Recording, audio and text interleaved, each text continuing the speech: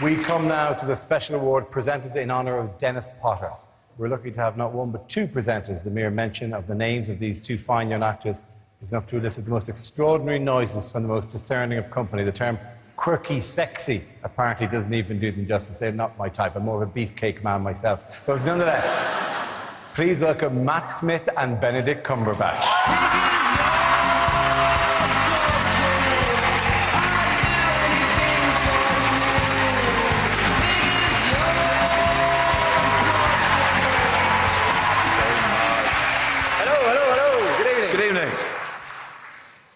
Well, ladies and gentlemen, with a title as tantalising as the BAFTA Special Award, it surely goes without saying that the recipient is a person we are here to celebrate, obviously, and to laud and to praise. And he is someone... Special. Very special. This is someone very special indeed. If a little grumpy when behind with his writing, which he generally is, and his scripts are generally late, but it doesn't matter because when they arrive, boom, they are brilliant. But impossible to learn. They are impossible to learn. So when they asked us to do this, the only condition was that he had to recite all of Gilbert and Sullivan's Modern Major General, delivered double time and from memory.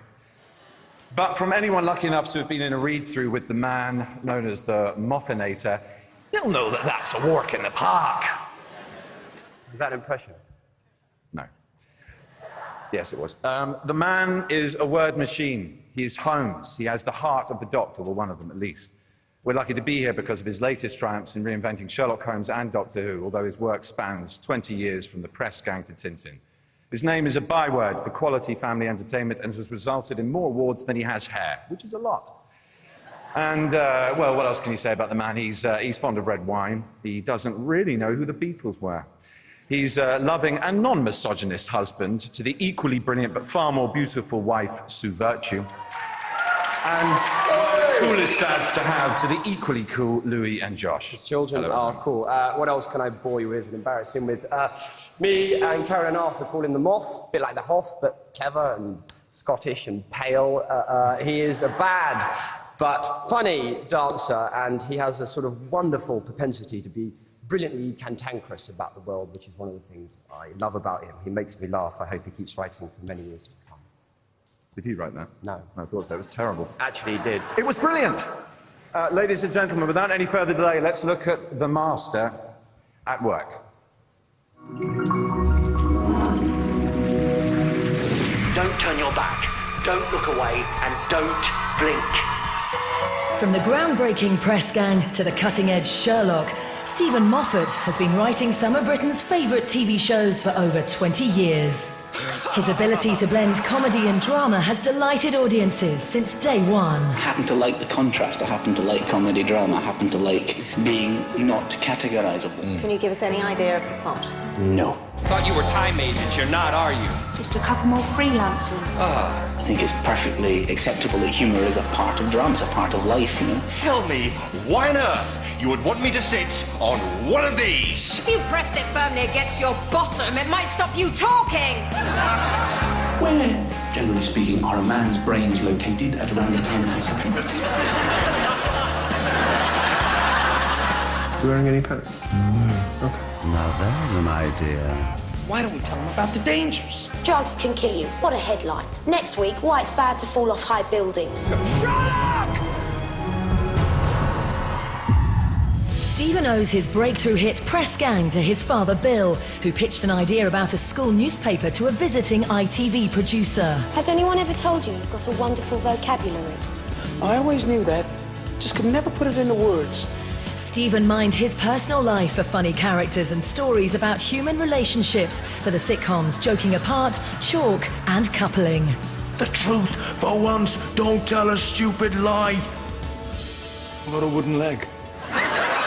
In 2005, Stephen realised a lifelong ambition, joining the writing team of the new-look Doctor Who. I don't give my screwdriver to anyone.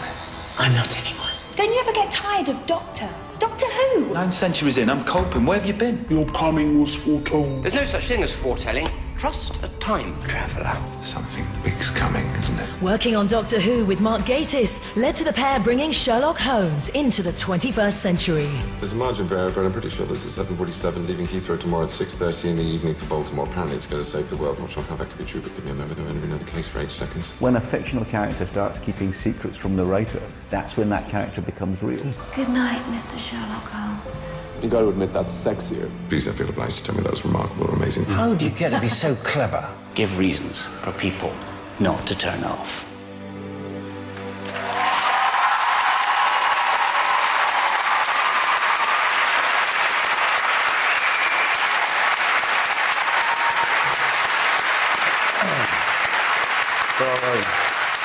Ladies and gentlemen, it gives us great pleasure. It does. To announce that the winner of this year's BAFTA special award goes to our colleague and great friend, Mr. Steven Moffat.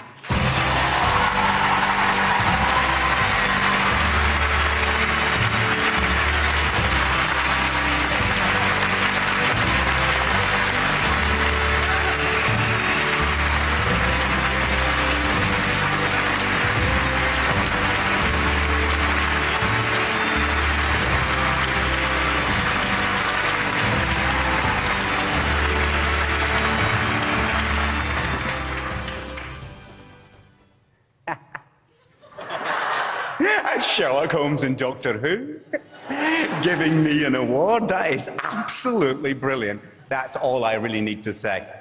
When I was first told about this, I started getting interviews because it was announced a short while ago. And the very first interview I got, the interviewer asked me the best ever first question about this kind of award. He said, "Wouldn't you rather win a proper BAFTA?"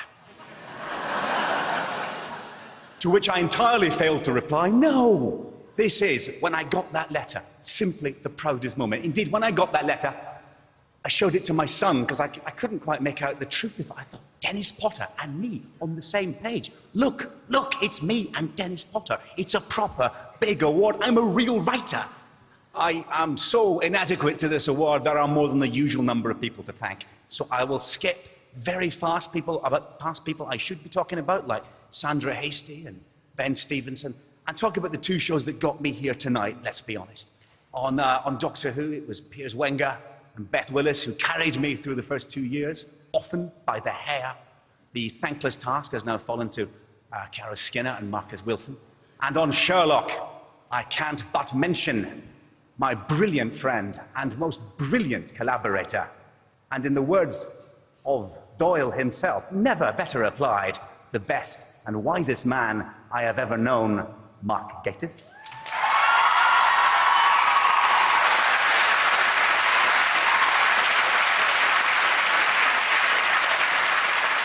And in many ways, the least sung, but most deserving hero of Sherlock, the woman, the producer, Sue Virtue, the best and wisest woman I have ever married.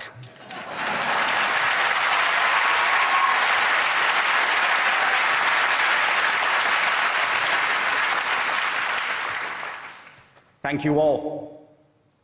Thank you, BAFTA, for Tommy. Good night.